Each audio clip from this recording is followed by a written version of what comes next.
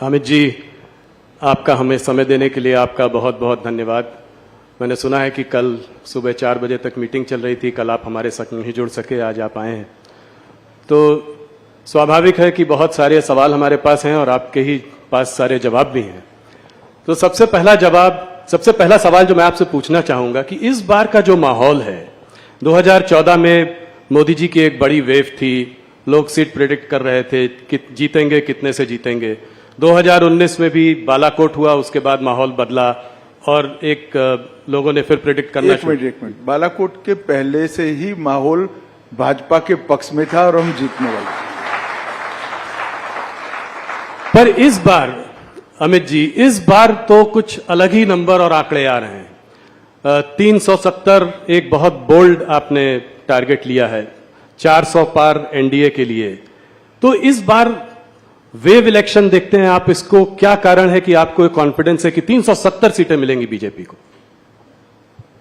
देखिए, ये 10 साल है 2014 से 24 के, आजादी के बाद के 75 साल में जब भी देश का इतिहास लिखा जाएगा, मोदी जी के शासन के 10 साल स्वर्णिम अक्षरों से अंकित होने वाले हैं। ये 10 साल में भारत की जनता अनुभव कर रही है, एक देश की नई पहचान समग्र विश्व के सामने खड़ी हुई है। देश का हर नागरिक सम्मान के साथ कहता है कि हां मैं भारतीय हूं, गर्व के साथ कहता है हां मैं भारतीय हूं। और दुनिया में जहां जहां भी भारतीय पासपोर्ट के साथ जो कोई भी जाता है, इसका बड़ा सम्मान होता है। ये 10 साल में विकास की प्रक्रिया से पूर्णतया कटे हुए 60 करोड़ गरीब, जिनको 70 साल की आजादी के बाद भी बैंक अकाउंट नसीब नहीं हुआ था, घर में टॉयलेट नहीं था, घर में गैस नहीं था, घर में बिजली नहीं मिली थी, नल से पानी नहीं मिला था, खाने के लिए बड़ी मशक्कत करनी पड़ती थी, स्वास्थ्य की सुविधाएं नहीं थी।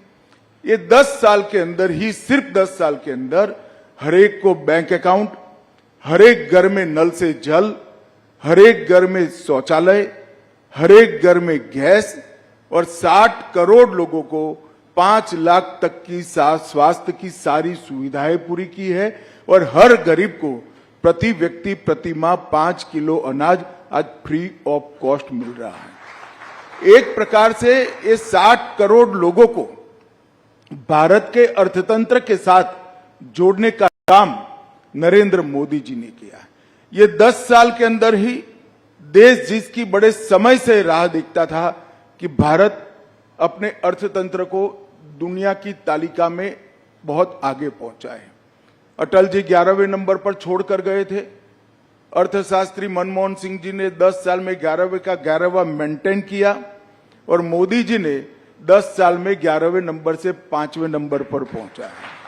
और मैं आज आपके कार्यक्रम के माध्यम से देश की जनता को कहने आया हूं, ये मोदी गारंटी है, तीसरे कार्यकाल का आशीर्वाद दे दीजिए।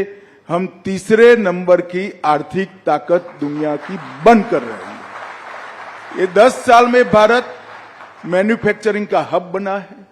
ये 10 साल में डिजिटल क्रांति सब्जी वाली से लेकर बड़े बड़े कॉरपोरेट तक ट्रांसलेट कर गई है। ये 10 साल के अंदर भारत के स्टार्टअप दुनिया भर में धूम मचा रहे हैं। ये 10 साल के अंदर ही एक सर्वग्राही, सर्वस्पर्शीय और सर्वसमावेशी शिक्षा नीति का आगाज हुआ है, जो अपनी भाषाओं पर तो गौरव करता है, दुनिया भर की आधुनिक से आधुनिक चीजों को समाहित करते हुए विश्व के मंच पर भारत के युवा को खड़ा रहने की ताकत देता है। ये 10 साल के अंदर भारत सुरक्षित हुआ है।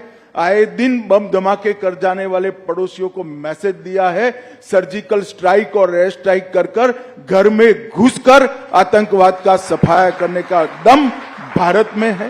ये 10 साल के अंदर सालों पुराने मसले जैसे धारा 370 हटाना, 35 से हटाना, राम मंदिर का निर्माण करना, बाबा विश्वनाथ का कॉरिडोर बनाना, ट्रिपल तलाक समाप्त करना, सीएए लाना, ढेर सारे यूसीसी लाना, ढेर सारे मसले जिसको छूने की कोई हिम्मत नहीं करता था, मोदी जी ने हिम्मत के साथ उसको निरस्त किया है और सुचारू रूप से शांतिपूर्ण तरीके से जमीन पर उतारने का काम किया है। 10 साल भारत की आंतरिक सुरक्षा के लिए भी स्वर्णिम अक्षर से लिखे जाएंगे। हम 3 हॉटस्पॉट से ग्रसित थे, कश्मीर, नॉर्थ ईस्ट और वामपंथी उग्रवाद। मोदी जी के समय में ये 10 साल में कश्मीर, वामपंथी उग्रवाद के क्षेत्र और नॉर्थ ईस्ट, ये तीनों जगह पे लगभग 75% हिंसा कम हुई है और वहां विकास का शुरुआत हुआ है। और ये 10 साल में सबसे बड़ी उपलब्धि है। पहले देश के विकास के लिए सिर्फ सरकारें लगा करती थी, नरेंद्र मोदी जी ने महान भारत का संकल्प 130 करोड़ लोगों के स्वप्न बनाकर रखा है और मोदी जी के नेतृत्व में 130 करोड़ लोग जब देश आजादी की शताब्दी मनाएगा 15 अगस्त 2047 को, तब महान भारत की रचना के लिए कटिबद्ध है और उनके नेतृत्व में आगे बढ़ा। आप जो कहते हो कि लक्ष्य क्या है, लक्ष्य 400 पार का है। कमल के निशान पर हम 370 से ज्यादा सीटें जीतेंगे और ये लक्ष्य सिद्ध इसलिए होगा कि भारत की जनता की आशा, आकांक्षा और सपनों को पहली बार कोई प्रधानमंत्री फ्रंट पर से लीड कर गरीब के साथ खड़ा रहकर, युवा के कंधे पर हाथ रखकर, गरीब बहन का भाई बनकर आज इनके स्वप्नों को पूरा कर रहा है। मुझे भी पूरा विश्वास है कि मोदी जी के नेतृत्व में भारतीय जनता पार्टी 370 पार करेगी, एनडीए 400 पार करेगी और फिर एक बार मोदी सरकार बनेगी। धन्यवाद। आपने मेरे एक ही सवाल में 3-4 जवाब दे दिए, तो ये माहौल, अब मैं आपसे एक एक करके सवाल पूछता हूं। सबसे पहले जो मुद्दा इस चुनाव के पहले जो गर्म हो गया है वो है इलेक्टोरल बॉन्ड्स का मुद्दा। तो इलेक्टोरल बॉन्ड्स के बारे में मैं ये पहले आपसे जानना चाहता हूं कि आपकी क्या प्रतिक्रिया है। आपको क्या लगता है कि इससे ब्लैक मनी वापस आएगा? जो कॉन्फिडेंशियल नाम थे लोगों के, जिस वजह से लोगों ने इलेक्टोरल बॉन्ड्स खरीदे, वो आज जो है सब सामने आ गए हैं। तो क्या ये उचित है और आप इसके बारे में आगे क्या सोचते हैं? देखिए, भारत की सुप्रीम कोर्ट जो भी फैसला सुनाती है, देश के सभी नागरिक इससे बंधे हुए हैं। हम एक संवैधानिक व्यवस्था में रहे। मैं सुप्रीम कोर्ट के फैसले का सम्मान करता हूं, मगर मेरा व्यक्तिगत मत जरूर देना चाहता हूं कि बॉन्ड से काला धन समाप्त होने के कगार पर था और इस फैसले से चुनावी व्यवस्था में फिर से काले धन का दबदबा बढ़ेगा। इसीलिए राहुल जी के नेतृत्व में पूरा इंडिया अलायंस बॉन्ड के खिलाफ था और वो चाहते थे कि पहले की तरह जो कट मनी आता था वो कट मनी फिर से एक बार राजनीति पर हावी हो। पहले क्या होता था, चंदा कैश में आता था और चंदा कैश में आता था तो क्या होता था, कोई व्यक्ति मानो 1500 रुपया चंदा जमा कराता था, 100 रुपया वो पार्टी में जमा कराते थे, 1400 रुपया अपने घर ले जाते थे और स्विस बैंक के अंदर या कहीं और जहां टैक्स डिस्क्लोज नहीं होता है, चंदे डिस्क्लोज नहीं होते हैं, धन डिस्क्लोज नहीं होता है, ऐसे देश में ले जाते थे। बॉन्ड आने से ये पूरा पैसा चेक के माध्यम से पार्टी के अकाउंट में जमा होता था। ये पूरी जो जमात है राहुल जी के नेतृत्व में, वो पुरानी चीजों की आदी है। उनको यही चाहिए कि पार्टी को चंदा मिले न मिले, चुनाव के लिए खर्च हो न हो, अपनी पीढ़ियां बहुत अच्छे तरीके से जी पाएं। और इस चीज को मोदी जी ने बॉन्ड लाकर इस पर कुठाराघात किया था। मैं आपको बताना चाहता हूं, मेरी पार्टी की बात बताता हूं। 2014 में मेरी पार्टी में जो चंदा आता था, इसमें से 81% चंदा कैश से आता था, जिसमें किसी का नाम नहीं होता था। 20-20 हजार रुपया कर जमा करते थे। 18 में ये 81% से 17% हुआ। 18 में एंड पे भी ये 17% पर रहा और 2023 पर कम होकर 3% पर आ गया था। हमारी पार्टी ने इसको ट्रांसपेरेंट वे से आगे किया था। जहां तक गोपनीयता का सवाल है, इसमें इतना ही है कि बहुत बड़ा देश है, हमने फेडरल स्ट्रक्चर को अपनाया है, ढेर सारे राजनीतिक दलों की सरकार होती है। अगर कोई एक राजनीतिक दल को पैसा देता है तो दूसरा राजनीतिक दल उस पर विंडिक्टिव अप्रोच से अपने स्टेट के अंदर बदला लेता है। इसलिए एक व्यवस्था रखी थी जिससे किसने किसको चंदा दिया वो गोपनीय रहे। मगर इसमें गोपनीय नहीं रहता था किस कंपनी ने कितना चंदा दिया और किस पार्टी को कितना मिला।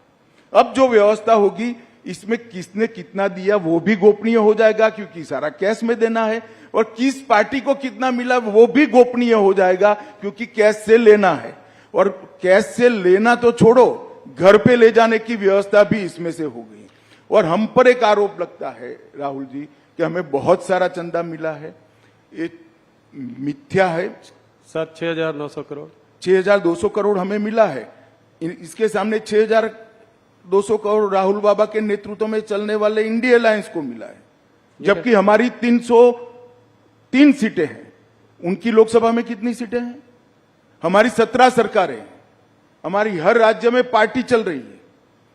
और एक काम के सामने चंदे का जो सवाल है वो भी गलत है, क्योंकि 2019 लोकसभा में हमें जो 6,000 करोड़ मिला, इसमें से 2019 लोकसभा के समय पर जो बॉन्ड खुले हैं इसमें 3,071 करोड़ चंदा मिला है। तो आप जाहिर है जब आचार संहिता कोड ऑफ कंडक्ट आ जाता है तो कोई काम के सामने चंदा नहीं होता है। और विधानसभा के चुनाव के कोड ऑफ कंडक्ट लगने के बाद हमें 2640 करोड़ रुपया मिला है। उस वक्त भी कोड ऑफ कंडक्ट होता है, कोई काम नहीं होता है। तो 90% से ज्यादा चंदा बॉन्ड से हमें कोड ऑफ कंडक्ट लगने के बाद मिला है। तो ये जो आर्ग्यूमेंट कर रहे हैं बड़े बड़े धाराशास्त्री, जो ये पूरी सिस्टम के फायदा उठाने वाले हैं, क्योंकि वो भी राजनेता ही है ज्यादातर, चंदे वाली कैश चंदे वाली व्यवस्था का फायदा उठाने वाले, वो उनका आर्ग्यूमेंट था कि इससे सरकारी नीतियां प्रभावित होती है। उनको ये मालूम नहीं है कोड ऑफ कंडक्ट बनने के बाद कोई नीति आ नहीं सकती। तो ज्यादातर चंदा तो कोड ऑफ कंडक्ट के समय में हमारा आया है, 90% चंदा। राहुल जी इसको हफ्ता वसूली कहते हैं, खुद भी 1,400 करोड़ उनको मिला उनकी पार्टी को। ठीक है, तो फिर उन्होंने 1,600 करोड़ का हफ्ता क्यों वसूला, वो उसका हिसाब देना चाहिए। 1,600 करोड़ उनको भी मिला है, हमें 6,000 करोड़ मिला है, तो सामने सारे इंडिया अलायंस घमंडिया गठबंधन को भी 6,000 करोड़ मिला है, एक पैसा कम नहीं मिला है। राहुल जी ने सबसे पहले वो चंदा कहां से वसूल लाए, हफ्ता कहां से वसूल लाए, इसका हिसाब। हम तो कहते हैं इसमें एक पैसा हफ्ता नहीं है, ये शुद्ध रूप से पारदर्शी तरीके से लाया गया चंदा है। मगर वो खुद स्वीकार कर रहे हैं बॉन्ड की व्यवस्था हफ्ता वसूली है, तो उन्होंने 6,000 करोड़ का हिसाब देना चाहिए कि तृणमूल कांग्रेस कहां से लाई, वो कहां से लाए हैं, एनसीपी कहां से लाई है। अमित जी कुछ पार्टीज ने अपनी जो है लिस्ट ऑफ डोनर्स को घोषित किया है, क्या आप कोई भारतीय जनता पार्टी भी ऐसा करेगी? भाई क्या घोषित कर रहे हो, कल सारा घोषित हो जाने वाला है। मैं आपको बताने वाला हूं, बताने जा रहा हूं, घोषित कल होगा। ये मुंह नहीं दिखा पाएंगे, इंडिया अलायंस मुंह नहीं दिखा पाएगा। जब पता चलेगा कि कहां से जब पता चलेगा चंदा कहां से आए। ये समझे बगैर कुछ लॉयरों के दिए हुए चिट पढ़ पढ़कर भाषण करते हैं राहुल गांधी। उनको मालूम नहीं है कि उन्होंने अपने पैर पर कुल्हाड़ी मारी। एक चीज जो और इलेक्टोरल बॉन्ड्स के बारे में बोला जा रहा है वो ये कहा जा रहा है कि काफी सारा करीब 14 कंपनियों का पैसा जो है करीब 4,000 करोड़ वो इलेक्टोरल बॉन्ड्स उन्होंने तब खरीदे हैं जब उनके वहां कोई किसी प्रकार की इंटेलिजेंस एजेंसी की रेड हुई है, जैसे कि ईडी या सीबीआई। मैंने आपको बताया कि वो हो सकता है वो 6,000 करोड़ में हुआ हो जो घमंडिया गठबंधन को मिला है। हमारा जहां तक सवाल है चुनाव के 40 दिन में हुआ है, ऐसा कैसे हो सकता है? तो आप ये कह रहे हैं कि जिनमें रेड हुई है वो जरूरी नहीं कि उन्होंने बीजेपी को पैसा दिया। हाँ, अभी आएगा ना, मैं कह रहा हूं। अच्छा, कल आप कह रहे हैं जब आएगा कल तो सारा दूध का दूध आएगा, और पानी का पानी। पानी का पानी हो जाएगा। चलिए उसका इंतजार करेंगे, वापस आपसे फिर उससे सवाल करेंगे। एक इससे लगा हुआ सवाल है तो पूछकर इस मुद्दे से आगे बढ़ते हैं कि ऑपोजिशन का कहना है कि ईडी की रेड हो, इनकम टैक्स की रेड हो, सीबीआई की रेड हो, वो हर बार ऑपोजिशन लीडर्स पर ही क्यों पड़ती है? भारतीय जनता पार्टी के लीडर क्या सब साफ सुथरे? ये एकदम सफेद झूठ है। मैं देश की जनता के सामने कहना चाहता हूं, मोदी जी के प्रधानमंत्री बनने के बाद काले धन पर कठोर कार्यवाही हुई है। ईडी काले धन पर कार्यवाही कर रही है और ईडी ने जितनी भी संपत्तियां कुर्क की है उसमें से 5% ही राजनीतिक दलों से जुड़े हुए लोगों की है, 95% काले धन वाले की। ये भी काला ही धन है, मगर वो ऐसा चाहते हैं व्यवस्था जिसमें राजनेता पर कोई कार्यवाही ही न हो। मैं आपको स्पष्टता से बताना चाहता हूं कि 95% कार्यवाही ऐसे लोगों पर हुई है जो राजनीति से जुड़े हुए ही नहीं, और ये बिल्कुल सरासर। और ममता जी के मंत्री के घर से 51 करोड़ रुपया मिलता है, कांग्रेस के सांसद के घर से 355 करोड़ मिलता है। 10 मशीन एसबीआई की गिनते गिनते थक जाती है, गर्म हो जाती है, और ये कहते हैं कार्यवाही ना हो। भैया कार्यवाही का सवाल मत उठाओ, तेरे सांसद के घर से 350 करोड़ कहां से आया वो सबसे बड़ा सवाल है। ममता के मिनिस्टर के घर से 55 करोड़ कहां से आया वो बड़ा सवाल है। क्या समझते हो, जनता कुछ देखती नहीं है? तो क्या नोटों की गड्डियां भरने के लिए मेटाडोर लाने पड़ते, एक मेटाडोर छोटा पड़ गया, दूसरा मेटाडोर रात को 4 बजे लाना पड़ा। ये कहां जाने वाला था पैसा? राहुल बाबा बता सकते हैं देश की जनता को? ये 355 करोड़ जो कांग्रेस के सांसद के घर से पकड़े किसके, इसका जवाब देना चाहिए उनको। और बाद में ईडी कार्यवाही नहीं करे, ऐसा नहीं होगा। जो करप्शन करेगा उस पर कठोर कार्यवाही होगी और जेल की सलाखों के पीछे भी जाएंगे। और जहां तक सवाल है बीजेपी के नेताओं का सवाल है, इस देश में कोर्ट है। जब हम ऑपोजिशन में थे ढेर सारे पीआई लगाए थे आपके खिलाफ, आपकी सरकार के खिलाफ। 12 लाख करोड़ के घपले घोटाले भ्रष्टाचार किए थे। 42 पीआईएल हुए थे। 42 पीआईएल में से 35 में ऑर्डर हुए थे, और आपकी ही सरकार ने आपके खिलाफ एफआईआर रजिस्टर करनी पड़ी। अगर हिम्मत है तो जाए कोर्ट में।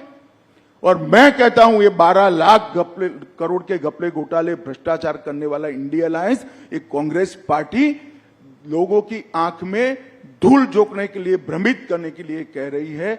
वास्तविकता है 23 साल से नरेंद्र मोदी जी मुख्यमंत्री और प्रधानमंत्री रहे हैं, उन पर 25 पैसे का आरोप देश में आज तक कोई नहीं लगा। तो ये वास्तविकता। तो अमित जी, क्या आप देश की जनता को आश्वस्त करेंगे कि अगर इस तरह के कोई नेता जिन पर कार्यवाही चल रही है वो पलटकर बीजेपी भी ज्वाइन करते हैं? भाई आश्वस्त करने की जरूर नहीं भैया। राहुल तुम भी पत्रकार हो, तुम चले जाओ कोर्ट में कि फला नेता का ये काला भ्रष्टाचार है, आप इस पर कार्यवाही, कोर्ट सबको ऑर्डर देती है। तुम ही चले जाओ ना, छोड़ो इंडिया अलायंस। मैं सिर्फ सवाल पूछने तक ही सीमित रखता हूं अपने रोल को। अगला सवाल अमित जी, जैसे जैसे चुनाव पास आता जा रहा है पॉलिटिकल डिस्कोर्स गिरता जा रहा है। हमने पहले भी देखा है, पहले भी चुनाव हुए हैं, शुरू में तो लोग बात बड़ी बड़ी करते हैं, ऑपोजिशन भी बड़े मुद्दों पर अटैक करता है, पर जैसे जैसे पास आता जाता है स्तर गिरता जाता है। अब लोग कह रहे हैं कि मोदी को गोली मार देंगे, टुकड़े टुकड़े कर देंगे। इस तरह का जो डिस्कोर्स और वरिष्ठ नेताओं से आ रहा है, इसको आप कैसे देखते हैं? देखिए, किसी भी पार्टी के कार्यकर्ता ने जो सार्वजनिक जीवन में जीते हैं, इस प्रकार की भाषा का प्रयोग नहीं करना चाहिए। मगर मैं आपसे पूर्णतः सहमत इसलिए नहीं हूं। ढेर सारी बातें होती हैं, अच्छी बातें होती है, जायज विरोध भी किया जाता है, विकास की बातें होती है, एजेंडे की बातें होती है, भारत के विकास की भी बातें होती है। मगर आप लोगों का ध्यान वो कंट्रोवर्शियल 1-1.5 मिनट पर ही टिका हुआ होता है, क्योंकि आपकी टीआरपी इससे जुड़ी हुई है। मेरे इंटरव्यू में से भारत का अच्छा क्या हुआ वो नहीं निकालोगे आप। सीए निकालोगे, 370 निकालोगे, ईडी निकालोगे, ये आपका काम है। खैर मुझे इसमें कोई तकलीफ नहीं है, मगर मुझे जनता को भी बताना चाहिए। बात को पूरी सुनिए, सब अच्छी बातें भी होती है, ऑपोजिशन भी अच्छे विरोध के मुद्दे लेकर हमारा विरोध करता है। ऐसा नहीं है कि देश में गाली गलौज की राजनीति हुई है, ये बात सही है आपकी। मोदी जी पर कुछ ज्यादा प्रेम है इन लोगों को, तो जब भी चुनाव आता है मोदी जी को गालियां बोलते हैं। मगर एक रिकॉर्ड है मोदी जी का 2001 से, जितनी गालियां ज्यादा पड़ती है, कमल इतना जोर से खिलता है, मोदी जी ज्यादा बहुमत पर। और इस बार भी यही होने, किसी के कहने से कोई मरता नहीं है। मोदी जी के साथ इस देश की करोड़ों माताओं का आशीर्वाद है, जिसको गैस मिला है, घर मिला है, सुरक्षा मिली है, खाना मिला है, दवाइयां मिली है। कोई 1-2 लोगों की बद्दुआ से कोई फर्क नहीं पड़ सकता। जिस व्यक्ति को देश के करोड़ों लोगों की दुआ हासिल हो, इसको कोई कुछ नहीं बिगाड़ता। थोड़ा बड़े मुद्दे की ओर जाते हैं। ऑपोजिशन राहुल गांधी जी ने कास्ट सेंसस की बात करी है। कास्ट सेंसस के बारे में आपका क्या मत है, और जितनी आबादी उतना हक, उस बारे में आप क्या बोलना चाहेंगे? देखिए, कमोबेश अभी भी जितनी आबादी उसका उतना हिस्सेदारी। आप देश की संसद का अभी का मानचित्र उठाकर देख लीजिए, यही हुआ है। परंतु राहुल गांधी को कम से कम ये बात करने का अधिकार नहीं है, क्योंकि काका साहेब कालेलकर कमीशन, जिसने सबसे पहले बीसी को रिजर्वेशन की बात करी थी, वो कमीशन कम से कम 30 साल तक कांग्रेस ने ठंडे बस्ते में रखा और कभी उसको ओपन नहीं किया गया, अमल नहीं किया गया। उसके बाद में मंडल कमीशन आया, इसको कांग्रेस थी तब तक उन्होंने ठंडे बस्ते में रखा। और जब मंडल कमीशन को लागू किया गया, राहुल गांधी के पिताजी, शायद उनको मालूम नहीं इनके पिताजी क्या बोले हैं, परंतु देश की संसद में 1 घंटा और 45 मिनट तक ओबीसी को रिजर्वेशन की खिलाफत पानी पी पी कर 6 बार पानी पिए वो बीच में पानी पी पी कर राजीव गांधी और कांग्रेस पार्टी ने कहा था ओबीसी को पहली बार संवैधानिक अधिकार देने का काम नरेंद्र मोदी जी ने किया है। और ये ओबीसी के सेक्रेटरीज गिनाते हैं जी, ज्वाइंट सेक्रेटरी गिनाते हैं। टॉप 70-80 में कुछ 2-3 हैं, 2-3 उनको मालूम नहीं है। भारत सरकार में जो टॉप पर आता है करीब करीब 55 से 60 साल के बीच में होता है जी। इसकी भर्ती कब हुई होगी राहुल जी? जी जी आपके दादी और परनाना के समय में भर्ती हुई है, ये अब यहां पहुंचे, उनको मालूम नहीं है। और इनको टॉप सेक्रेटरीज दिखाई पड़ते हैं जो उन्होंने भर्ती करे थे। मोदी जी की कैबिनेट में 27 ओबीसी मंत्री हुए और देश का प्रधानमंत्री भी ओबीसी है, उनको ये नहीं दिखाई पड़ता। एक्चुअल में इनकी प्रॉब्लम है कि वो स्टडी ही नहीं करते हैं, जो उनको पकड़ा देते हैं अंग्रेजी में लिखा हुआ वो सीधा पढ़ जाते हैं दुनिया के सामने, इसलिए वो फंसते हैं। अभी बात कर रहे थे कि एक शक्ति है जिसके खिलाफ वो लड़ रहे हैं और उसको मोदी जी ने उस पर हमला किया और कहा कि ये नारी शक्ति का अपमान है, इसको आप कैसे देखते हैं? देखिए, उनको ना हमारी परंपराओं का जानकारी है, ना हमारी परंपराओं का सम्मान है। शक्ति का कंसेप्ट हमारे देश के अंदर सालों से 10,000 साल से मातृशक्ति को सबसे बड़ी शक्ति माना गया है। माँ के आशीर्वाद से कोई बड़ा आशीर्वाद हो नहीं सकता, बहन के प्यार से, स्नेह से बड़ा कोई प्यार हो नहीं सकता। उनको मालूम नहीं है क्या बोल रहे हैं। मोदी जी के साथ इस देश की मातृशक्ति चट्टान की तरह खड़ी है और राहुल जी के कहने से कोई फर्क नहीं पड़ता। और मैं तो अभी 2-3 दिन में जितना भी फील्ड में बात हुआ है, सभी जगह से देश भर की महिलाओं ने ठाना है कि शक्ति का परिचय इस बार राहुल गांधी को जरूर कराना है चुनाव में। ये मैंने सब जगह से पाया है। और मैं देश की मातृशक्ति का भी आह्वान करना चाहता हूं कि नरेंद्र मोदी जी ने आजादी के बाद देश की महिलाओं के कब से आकांक्षा थी कि नीति विषय निर्णय करने में और देश के कानून बनाने में देश की माताओं बहनों की हिस्सेदारी हो, और वो मांग कोई पूरी नहीं कर पाया। नरेंद्र मोदी जी ने 33% आरक्षण संसद में और विधानसभा में माताओं बहनों को देकर शक्ति का सम्मान किया है। और इस संसद के बाद 20वीं संसद जब आएगी तब आप देखना 33% माताएं बहनें अंदर बैठी होगी, पूरी दुनिया देखेगी भारत की मातृशक्ति की शक्ति क्या है और उसका सम्मान कैसे हो सकता है। राहुल गांधी ये सारी चीजें नहीं समझ पाए। अमित जी, एक मुद्दा जो आपके भी काफी करीब है, सीएए का मुद्दा, आज कोर्ट ने भी स्टे देने से इनकार कर दिया सीएए के लिए, तो इसको आप कैसे देखते हैं? ये आपने जो है पारित बहुत पहले किया था, इसको जो है अभी आपने नोटिफाई इतने दिनों बाद क्यों किया, इतना गैप के बाद? क्या चुनाव आपके उसमें था? ऐसा नहीं था राहुल जी। सीएए पारित होने के बाद देश में एक बड़ी गलतफहमी फैलाई गई और इतने में कोविड आ गया। हम डेमोक्रेटिक कंट्री में है, जब किसी सच्ची चीज के लिए गलतफहमी फैलाई जाती है तो जो पार्टी इन पावर होती है इसका दायित्व होता है कि सच्चाई लोगों तक पहुंचाए। एक भ्रमित किया गया, ऑपोजिशन ने अपनी वोट बैंक जीवित करने के लिए, वोट बैंक बनाने के लिए भ्रांति फैलाई गई कि सीएए से इस देश की माइनॉरिटीज का, विशेष कर मुस्लिम भाइयों बहनों का मताधिकार, नागरिकत्व छीन लिया जाएगा, जबकि है उल्टा। सीएए से किसी का नागरिकता नहीं जाने वाला है। सीएए नागरिकता देने का कानून है। सिख, बौद्ध, जैन, क्रिश्चियन, हिंदू, जो सारे भाई 3 देशों से प्रताड़ित होकर आए हैं, वो सालों से यहां बैठे, उनके पास नागरिकता नहीं है, उनके नाम से संपत्ति नहीं खरीद सकते, सरकारी नौकरी नहीं ले सकते। जी। किस प्रकार से इनका जीवन व्यतीत होगा? एक करोड़ों लोगों की परेशानी को कांग्रेस के पास इसका जवाब नहीं था। वो अपनी वोट बैंक की पॉलिटिक्स में ही मशगूल थे और पूरी भ्रांति फैलाई कि सीए थे देश से मुसलमानों की नागरिकता चली जाएगी। मैं फिर से एक बार, अनेक बार कर चुका हूं, फिर से एक बार स्पष्टता करना चाहता हूं, इस देश के मुसलमानों को डरने की जरूरत नहीं है। सीए नागरिकता लेने का कानून ही नहीं है, नागरिकता देने का कानून है।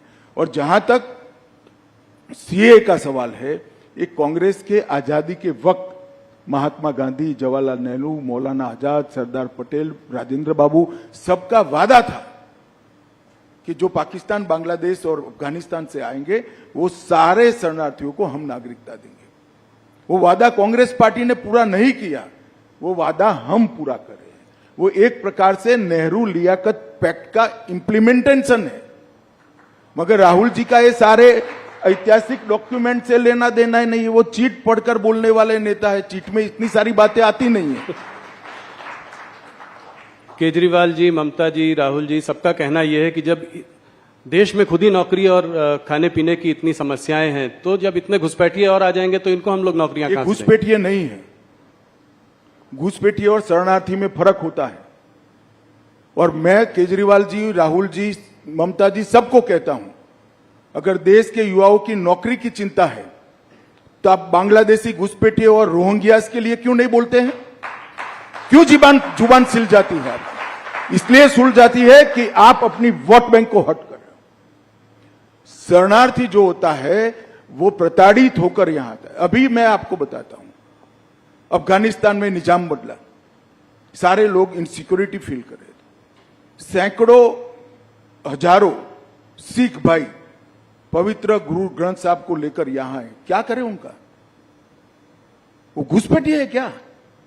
हर सिख भाई बहन का इस देश पर इतना ही अधिकार है जितना मेरा और आपका है। हर हिंदू भाई बहन का इतना ही अधिकार है जितना मेरा और आपका है। इसको घुसपैठिए करार देना ठीक नहीं है। और जहां तक नौकरियों का सवाल है, वो पहले से यहां रह रहे, आज रह ही रहे हैं जी। कहां लोड डालने का सवाल। और केजरीवाल कहते हैं क्या खाएंगे? केजरीवाल जी, आपको अगर प्रॉब्लम है तो 5 किलो अनाज की अर्जी कर दो, आपको भी दे देंगे, हमें कोई आपत्ति नहीं। मोदी जी हर एक को 5 किलो अनाज दे रहे। ये सारे लोग यहीं रह रहे हैं, कहां नई कोई व्यवस्था करनी? इनको अधिकृत नागरिक बनाना है, उनको सम्मान देना है, उनको अपना मानना है, इसको इस भूमि का हिस्सा बनाना है जो उनका अधिकार है। और इस तरह से देश को बांटने की बातें नहीं करनी चाहिए। यूएस स्टेट डिपार्टमेंट और यूएस एम्बेसडर ने भी सीए पे टिप्पणी की है, क्या कुछ कहना चाहेंगे उसके बारे में? मैं मानता हूं कि उनको पूरी तथ्य की जानकारी नहीं होगी। भारत सरकार का विदेश विभाग क्लैरिफिकेशन दे चुका है, इस पर मैं ज्यादा टिप्पणी नहीं करता। परंतु मैं इतना फर्मली कहना चाहता हूं, नागरिकता किसको देनी ये मेरे देश का अधिकार है और ये अधिकार में कोई दखल नहीं। चुनाव पास आ रहा है, अभी कुछ खबर आ रही है कि चाइनीज मिलिट्री ने कुछ दिनों पहले कहा कि अरुणाचल प्रदेश जो है उनका एक अभिन्न अंग है। इसको आप कैसे देखते हैं? क्या ये जवाहरलाल नेहरू के समय से कह रहे हैं जी। और बहुत बड़ा हिस्सा वो उस वक्त हड़प भी कर गए। मेरा तो जन्म नहीं हुआ था 1962 में जी।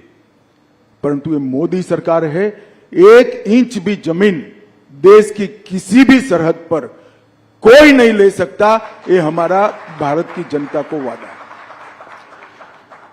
अमित जी, एक सीए से रिलेटेड सवाल है और आपने भी पहले इसकी बात की हुई है कि ये क्रोनोलॉजी की बात हुई थी कि सीए के बाद एनआरसी आएगा। एनआरसी की बात आजकल कम हो रही है, क्या इसको ये माना जाए कि इस मैनिफेस्टो में ये रहेगा या नहीं रहेगा? ऐसा है राहुल जी, ये भ्रांति फैलाई जा रही है। एनआरसी कांग्रेस के वक्त आया हुआ कंसेप्ट है। एनआरपी चिदम्बरम साहब जब गृह मंत्री थे तब गवर्नमेंट कंटिन्यूअस प्रोसेस होती है, हमने इसको आगे बढ़ाया। मगर सीएए का जो कानून है इसके अंदर कहीं एनआरसी का प्रोविजन नहीं है, कहीं एनआरसी के जिन्स भी नहीं है। कृपया देश की माइनॉरिटी को डराना बंद करिए, स्पष्टता से बताइए कि सीएए से किसी की नागरिकता नहीं जा सकती और ये वास्तविकता है। नहीं, पर एनआरसी क्या बीजेपी के मैनिफेस्टो में होगा? अगले टर्म में इसको देखेंगे? अब मैं तो मैनिफेस्टो कमेटी में अभी ड्राफ्ट कोई आया नहीं है, जब पार्लियामेंट्री बोर्ड के सामने आएगा तब देखेंगे। परंतु मैं इस मंच से इसकी घोषणा भी नहीं कर सकता, परंतु मैं इतना स्पष्ट कर देना चाहता हूं, अभी देश के सामने सीए का कानून है जिसमें एनआरसी के कोई वायरस नहीं है। क्या कहते हैं, इस पिछले आपका जो 5 साल का कार्यकाल रहा उसमें आप लोगों ने बहुत बड़े काम किए। 370 अभी सीए की हम लोग बात कर रहे थे, एक यूनिफॉर्म सिविल कोड की भी बात हुई है और इसको आपने जो है उत्तराखंड के गवर्नमेंट के उसके माध्यम से शुरुआत भी की है। तो क्या अगले 5 साल में ये एक बड़ा मुद्दा रहेगा भारतीय जनता पार्टी का? आपके मैनिफेस्टो आपने कहा कि अभी आप नहीं बता सकते, मगर आप राहुल जी, यूसीसी लोकभोग्य भाषा में कॉमन सिविल कोड, ये आज से हमारा मुद्दा नहीं है जी, 1950 से हमारा मुद्दा है। इसके लिए मेरी पार्टी ने आंदोलन किया है, जनसंघ था तब से करा है और हम इससे हट नहीं सकते हैं। हम मानते हैं कि पंथ निरपेक्ष देश में सभी के लिए एक कानून होना चाहिए, इसमें किसी से कोई मतभेद, और हम इस बात को जनता के सामने मुखरता के साथ रखेंगे। उत्तराखंड सरकार यूसीसी लेकर आई है और इस यूसीसी पर इसकी अब सोशल, लीगल, जुडिशियल सभी प्रकार की स्क्रूटिनी होगी और उसके बाद में कोई एक कॉमन मत भी बनेगा देश का। परंतु यूसीसी भारतीय जनता पार्टी का देश की जनता को वादा है, हिंदू हो, मुस्लिम हो, सिख हो, ईसाई हो, बौद्ध हो, ये सभी ने एक कानून से जीना चाहिए। धार्मिक स्वतंत्रता में कोई दखल नहीं करनी चाहिए। लग्न की पद्धति क्या हो, अपने अपने धर्म के हिसाब से हो, परंतु कानून एक होना चाहिए। ये हमारे संविधान निर्माताओं ने तय की हुई बात है, ये कोई भारतीय जनता पार्टी का एजेंडा नहीं है। हमने यूसीसी को हमारे गाइडिंग प्रिंसिपल्स में एक्सेप्ट किया था, जिसको अंबेडकर जी, सरदार पटेल, जवाहरलाल जी, राजेंद्र बाबू सबने स्वीकारा था। ये सारे कांग्रेस के नेता थे जी, और सबने स्वीकारा था कि उचित समय पर देश के विधानमंडल और देश की संसद इस देश के अंदर यूनिफॉर्म सिविल कोड लेकर आएगी। एक आदर्श हमारे सामने रखा था, जो पूरी करने की दिशा में भारतीय जनता पार्टी की उत्तराखंड सरकार ने, हमारे मुख्यमंत्री धामी जी ने इसको आगे बढ़ाया। डीएमके ने आज जो है अपने मैनिफेस्टो में कहा है कि अगर वो सरकार, उनकी सरकार आती है अलायंस की, तो इन सबको रिपील करेगी, सीएए को रिपील करेगी। किसने कहा है? डीएमके। डीएमके कहां पावर में आनी है भाई? जी, डीएमके का सवाल ही नहीं है, वो तो इसीलिए ऐसा। ऑपोजिशन पार्टीज का कहना है कि क्या मुसलमानों को शरिया और हदीस के हिसाब से रहने का हक नहीं है? देखिए, ये भी एक प्रकार की भ्रांति है। शरिया और हदीस के हिसाब से 1937 से नहीं रह रहा है इस देश का मुसलमान। 1937 अंग्रेजों ने जब मुस्लिम पर्सनल लॉ बनाया तो उसमें क्रिमिनल एलिमेंट क्यों निकाल दिया भाई? फिर तो चोरी करने वाले के हाथ काट दो, बलात्कार करने वालों को रोड पर पत्थर मारकर मार दो। कोई मुसलमान सेविंग्स अकाउंट नहीं खोल सकता, सूद नहीं ले सकता, लोन नहीं ले सकता। शरिया और हदीस से अगर जीना है तो पूरा जीना चाहिए। सिर्फ 4 शादी करने के लिए शरिया और हदीस क्यों आता है? ऐसा नहीं होना चाहिए। ये इस देश का मुसलमान शरिया और हदीस की सारी चीजों से अंग्रेजों के समय से कटा हुआ है जी। और देश ढेर सारे इस्लामिक कंट्रीज भी ये छोड़ चुके हैं। ये कांग्रेस की एपीसमेंट की पॉलिसी है, वोट बैंक की पॉलिसी है।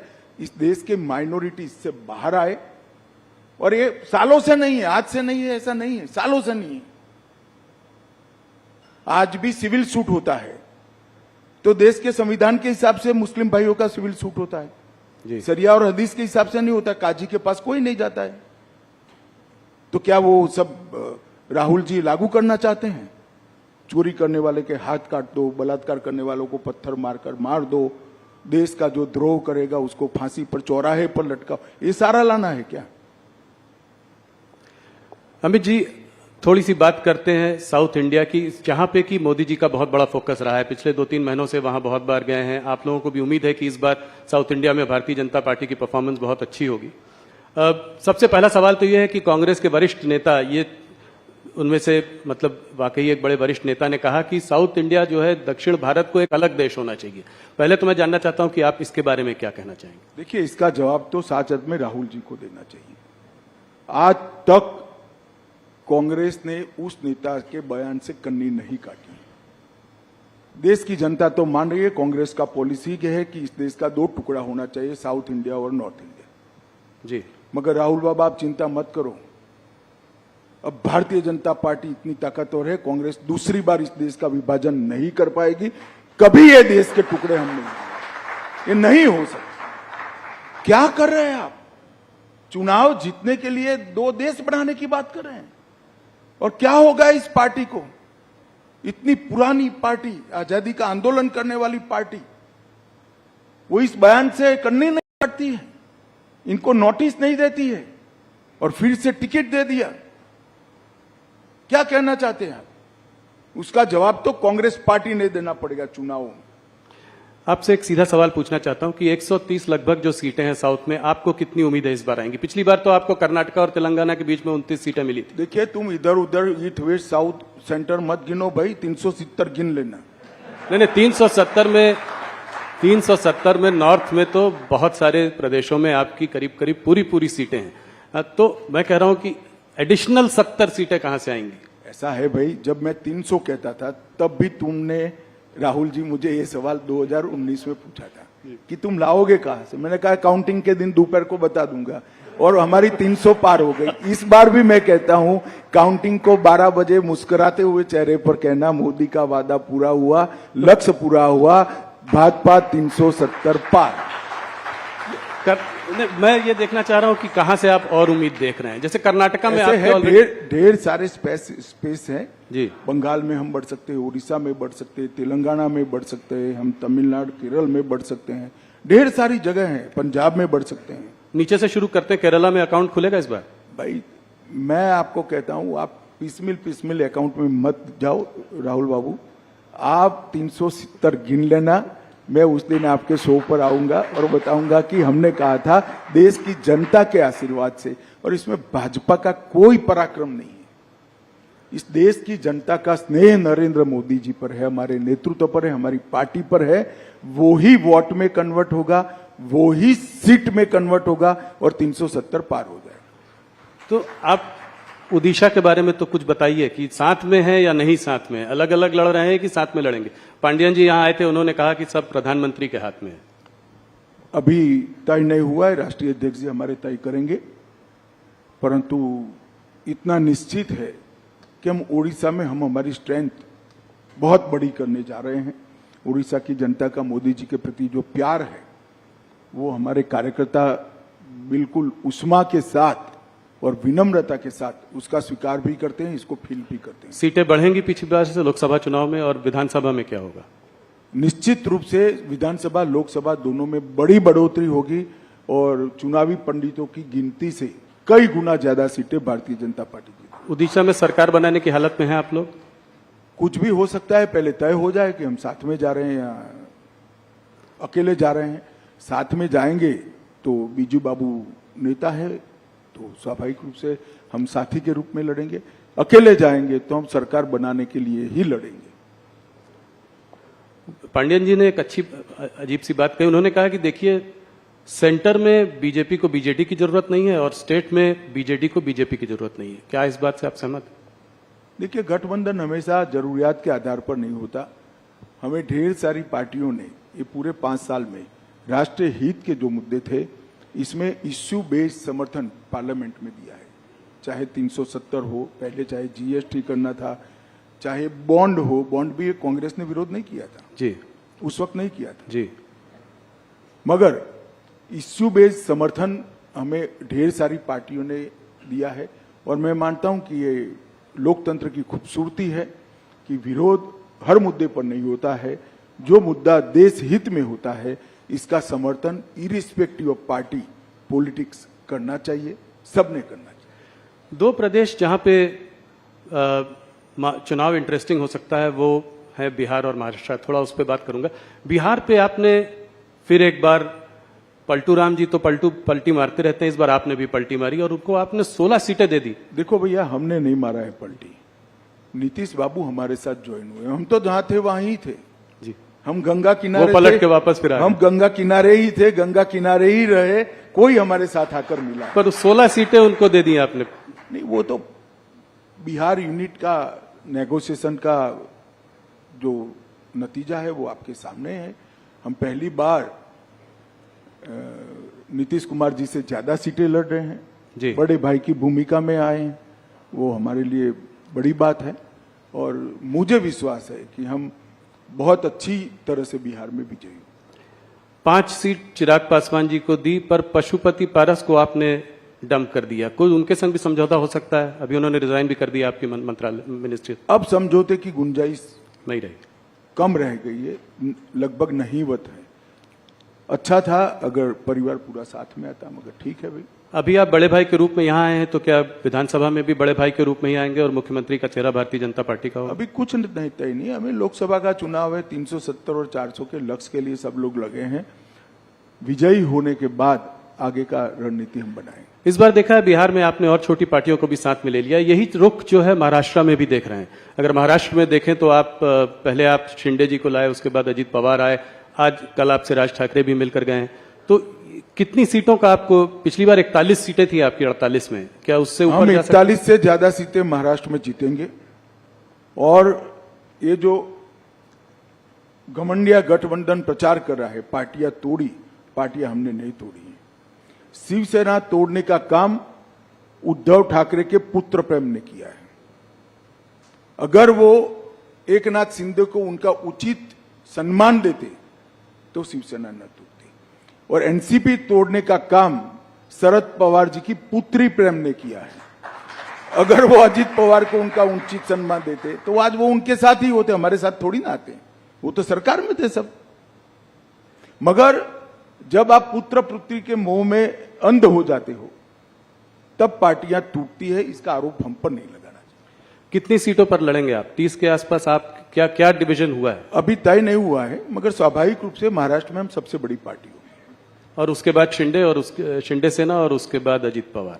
हाँ, कमोबेश यही होगा। कह रहे हैं लोग कि 30 नंबर के ऑफ लगभग नंबर ऑफ सीट अभी तय नहीं हुई। पंजाब में क्या है? अकाली दल से कभी हाँ कभी ना बातचीत, कोई कहीं कोई एग्रीमेंट कुछ हुआ है? कैप्टन अमरिंदर सिंह और देखिए, ये आप जिस तरह से सवाल पूछे, कभी हाँ कभी ना है ही नहीं। अभी नेगोशिएशन चल रहा है। तो नेगोशिएशन में तो एक ऑफर होती है, हम काउंटर ऑफर देते हैं, वो काउंटर ऑफर देते हैं, हम ऑफर देते हैं। ये चलता है, इसको हाना में नहीं देखना चाहिए। तो उम्मीद है कि मुझे लगता है 2-3 दिन में स्थिति स्पष्ट हो जाएगी। पर आप लोग चाहते हैं कि साथ में लड़ें, ये स्वाभाविक। हम तो चाहते हैं कि हमारे एनडीए के सारे साथी हमारे साथ हो, फिर से एक बार सारा एनडीए संपूर्ण बने। परंतु भारतीय जनता पार्टी का उचित हिस्सा और हमारे कार्यकर्ताओं का सम्मान, वो भी हमारी चिंता का विषय होता है। तो हरियाणा में दुष्यंत चौटाला से बाद में फिर से समझौता हो सकता है? दरवाजे बंद नहीं है, एनडीए में रह सकते हैं। अभी तो आपने बहुत जल्दी होगी। अभी तो वो हमसे अलग हुए हैं, उन्होंने अपनी सीटें लड़ने का ऐलान किया है। तो अब तो आमने सामने चुनाव लड़ेंगे और जब नतीजे आएंगे तब देखेंगे। मगर अभी तो हम आमने सामने ही चुनाव लड़ रहे हैं।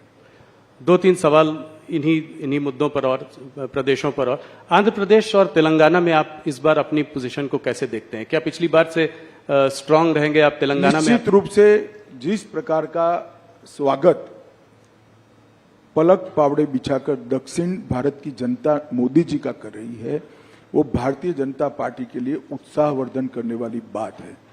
पहली बार भाजपा के किसी नेता को इतना सकारात्मक उत्साहजनक प्रतिसाद देश की जनता के, दक्षिण भारत की जनता से मिल रहा है।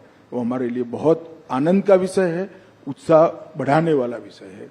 मैं निश्चित रूप से मानता हूं कि दक्षिण के सभी 5 राज्यों में हमारी पोजीशन और कंसोलिडेट होगी, हम मजबूत होंगे और बढ़कर आएंगे। न केवल हम, हमारे साथी दल भी बढ़ेंगे। वेस्ट बंगाल की बात मैं थोड़ा सा करना चाहता हूं। वहां संदेशकाली के बाद आपकी स्थिति, पिछली बार 18 सीटें आई थी और लोग मान नहीं रहे थे कि आपने मुझसे इंटरव्यू में कहा था कि बहुत अच्छी स्थिति है। हम लोग सोच रहे थे कि 18 सीट नहीं, पर आप 18 सीट लेके आए। इस बार आपको क्या लगता है, इससे बढ़ेगी और इसका क्या कारण है? मैं बॉटम का आंकड़ा भी कह देता हूं जी, क्योंकि चुनाव काफी बाकी है, वहां 7 चरण में चुनाव होना है। बॉटम का आंकड़ा हमारा 25 है। 25 से ज्यादा सीट हम निश्चित रूप से बंगाल में जीतेंगे। इस बार बंगाल में भारतीय जनता पार्टी सबसे बड़ी पार्टी बनकर उभरी। 25 सीटें, बड़ा वो है। 25 से ज्यादा। 25 से ज्यादा। तो ये कैसे होगा? ये आपका जो साउथ ईस्ट बंगाल में जो है आप काफी वीक हैं। पिछली बार आपको शायद सिर्फ 2 ही सीट मिली थी, वहां 18 सीटों पे। वो एरिया जो है वो आपके लिए बहुत अहम है, कोलकाता, हुगली, 24 परगना, हावड़ा। तो वहां पे कैसे कैसे करेंगे ये? वहां पे आपका संगठन भी उतना शायद स्ट्रांग नहीं है। देखिए, 2017 से भारतीय जनता पार्टी ने लगातार पश्चिम बंगाल में संगठन का भी विस्तार किया है और चुनावी सफलता के आंकड़ों में भी विस्तार किया है। 2017 से लगातार हम बढ़ते ही जा रहे हैं। विगत विधानसभा चुनाव की मैं बात करूं, हम 2 लोग थे, 77 हो गए, बहुत बड़ी जंप है। Congress 0, communist party 0। आज prime opposition Bharatiya Janata party वहां बनी हुई है। हमारी 2 लोकसभा की सीटें थी, 14 में, 19 में 18 हुई और इस बार हम 25 से काफी आगे निकलेंगे, ये मेरा विश्वास है। बंगाल की जनता 1 करोड़ों रुपया जो पकड़ा गया है, इसमें ईडी पर सवाल नहीं उठाती है, ममता जी पर सवाल उठाती कि रुपया कहां से आता है, रुपया किसका है? ये रुपया बंगाल की गरीब जनता का रुपया है भैया। वहां पर मोदी जी की योजनाएं नीचे नहीं पहुंच रही है। डर है उनको कि इस योजना से मोदी जी लोकप्रिय हो जाएंगे। क्या दोष है बंगाल के गरीब लोगों का? क्यों 5 लाख तक का उनको स्वास्थ्य की सुविधाएं नहीं मिल रही? क्यों अनाज उनका कालाबाजारी में बेचा जा रहा है? क्यों नल से जल की योजना वहां ठीक से इंप्लीमेंट नहीं हो रही है?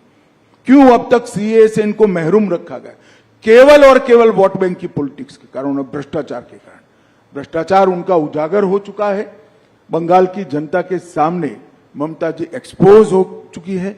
एक महिला मुख्यमंत्री के शासन में जिस तरह से संदेश खाली में सालों तक बहनों माताओं पर अत्याचार होते रहे और उनके पार्टी के नेताओं के द्वारा होते रहे, सुप्रीम कोर्ट और हाई कोर्ट को दखल करने पड़ते, तब जाकर अरेस्ट करते हैं।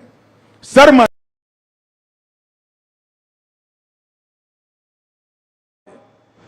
मैं जिन्होंने वोट दिए वो बंगाली माताओं बहनों की बात कर रहा हूं। उन पर आपके पार्टी के नेता अत्याचार करे, आप उनको अरेस्ट नहीं कर रहे हो और हाई कोर्ट ने ऑर्डर करने पड़ते हैं। जी। बंगाल की जनता ये सब जानती है। मेरा तो बंगाल की माताओं बहनों से करबद्ध निवेदन है कि इस बार शक्ति का परिचय राहुल के साथ साथ ममता जी को भी करा दो। इस बार मोदी जी कश्मीर काफी दिनों बाद गए। आर्टिकल 370 रिपील होने के बाद उनकी बहुत बड़ी सभा हुई वहां पे। क्या आप लोगों को उम्मीद है कि वहां चुनाव में आप लोग अच्छा करेंगे? कश्मीर वैली में कोई अकाउंट खुलेगा? देखिए, कश्मीर वैली में भारतीय जनता पार्टी के अकाउंट खुलना न खुलना ये बड़ी बात नहीं है, परंतु 3 परिवारवादी पार्टियों ने, Congress party, NC national conference और पीडीपी, ये 3 परिवारवादी पार्टियों ने वहां पर लोकतंत्र को पनपने नहीं दिया। आजादी से अब तक वहां पंचायत चुनाव नहीं हुए। पहली बार हमने 30,000 पंच सरपंच को चुनाव कराया, तहसील पंचायत बनी, जिला पंचायत बनी। पहले वो 3 पार्टी जिसका चिट फाड़ते थे वही नेता होते थे। मैं घाटी के मुसलमान भाइयों बहनों को कहने आया हूं कि आप कृपया अगर चाहते हैं कि जमहूरियत पाताल से नीचे तक चली जाए, लोकतंत्र पाताल से चली जाए, इसके मूल पाताल से नीचे जाना है, तो ये 3 परिवारवादी पार्टियों को साफ कर दो। जिसको वोट देना है ना इसको दो, परंतु कश्मीर में तभी जाकर लोकतंत्र आ रहा है। ये 370 का हवा बनाए थे भारतीय जनता पार्टी की सरकार ने, मोदी जी ने 370 को समाप्त कर दिया।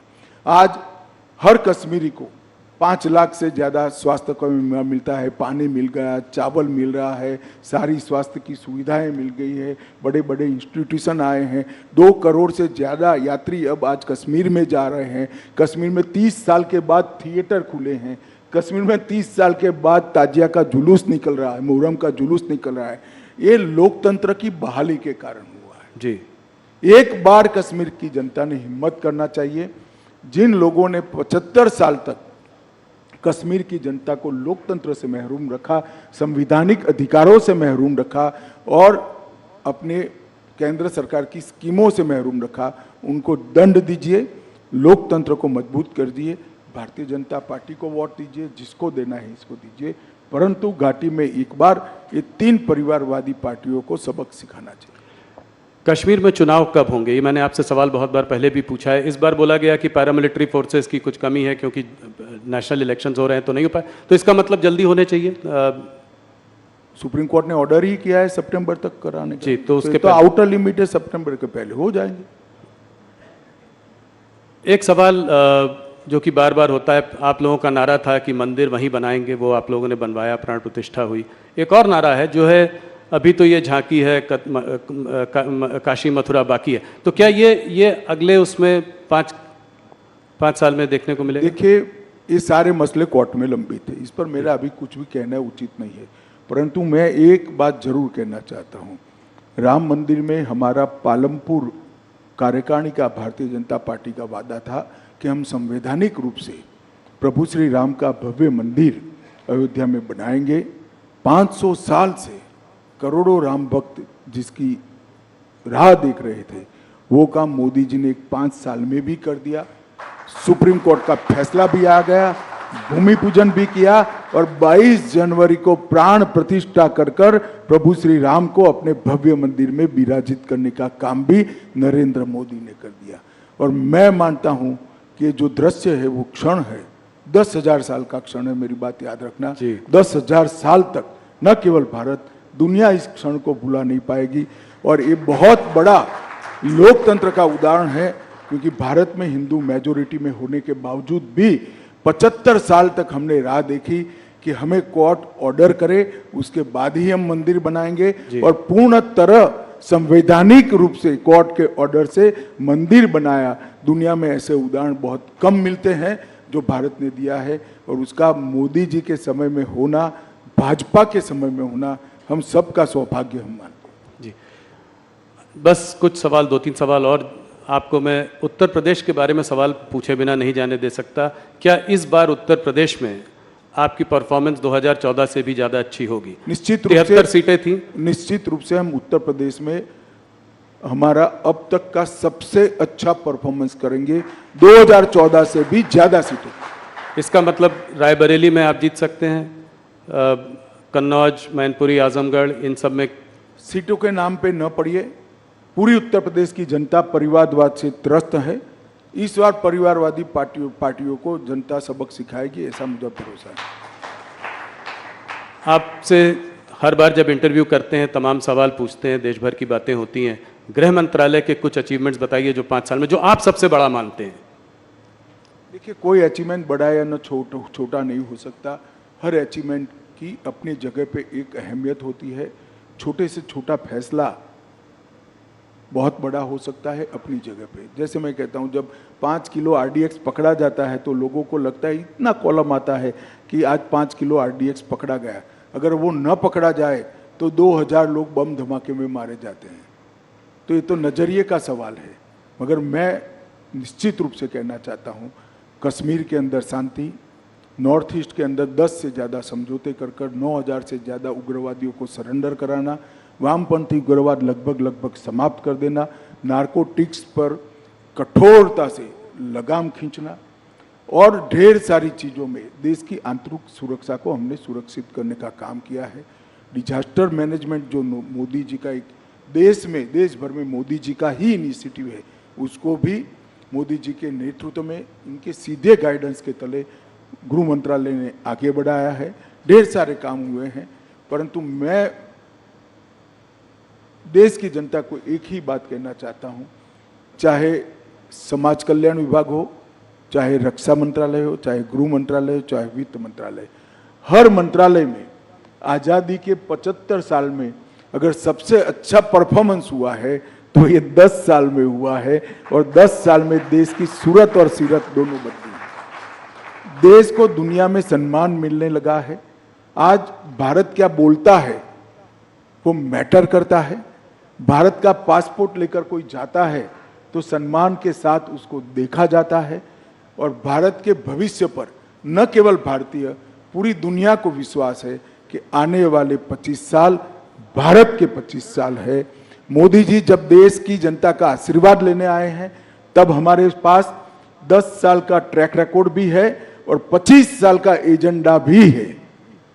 विपक्ष के पास ना ट्रैक रिकॉर्ड है, ना एजेंडा है, ना नेता है, ना नीति है। भारतीय जनता पार्टी एक कॉन्क्रीट एजेंडे के साथ महान भारत की रचना की कल्पना लेकर आप सबके सामने आ रही है।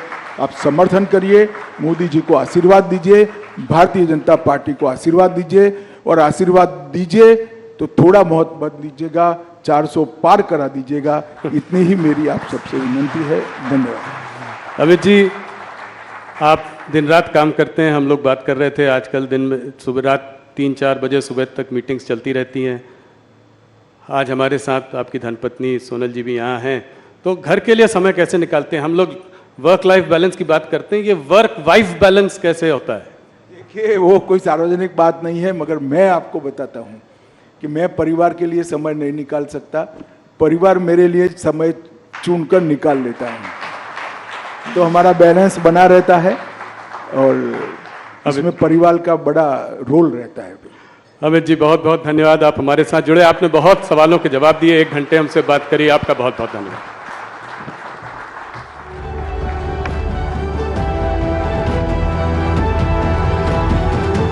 Thank you so much, Honorable Home Minister. Ladies and gentlemen, let's have a huge round of applause for our esteemed guest this afternoon. In fact, he took the time to rumors and dismissed all criticism around the contentious Citizenship Amendment Act.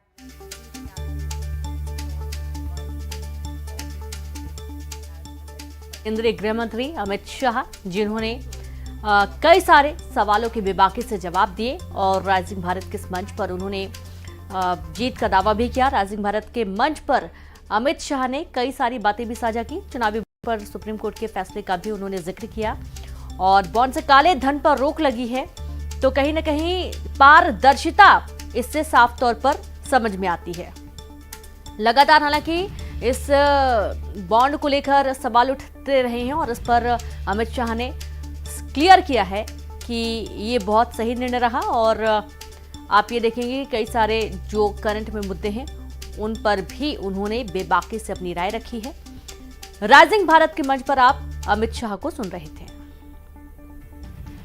और ये देखिए कि CAA, जो कि कई लोगों के मन में एक भ्रांति है कि इससे उनकी नागरिकता जा सकती है, नुकसान हो सकता है, लेकिन सीएए से किसी की भी नागरिकता नहीं जाएगी, ये भी स्पष्ट किया गया है न्यूज़ 18 के माध्यम से। और सीएए, चूंकि विपक्ष इस मुद्दे को काफी गहनता से उठाने की भरपूर कोशिश कर रहा है, लेकिन इस वक्त अमित शाह को आप सुन रहे थे, जिनका ये कहना है कि सीएए से किसी को भी कोई नुकसान नहीं होगा, किसी की भी नागरिकता नहीं जाएगी। देश में जितने भी लोग हैं सभी देश के नागरिक हैं और ये नुकसान नहीं करेगा किसी की भी नागरिकता को लेकर। तो आप ये देखिए कि 400 पार का लक्ष्य जो बीजेपी लेकर चल रही है, एक बार फिर से बीजेपी 370 से ज्यादा सीटें लेकर आएगी और इस बार 400 पार मोदी सरकार। लगातार बीजेपी ये नारा देती आ रही है और एक बार फिर राइजिंग भारत के मंच से भी केंद्रीय गृह मंत्री अमित शाह ने लक्ष्य 400 पार का जिक्र किया।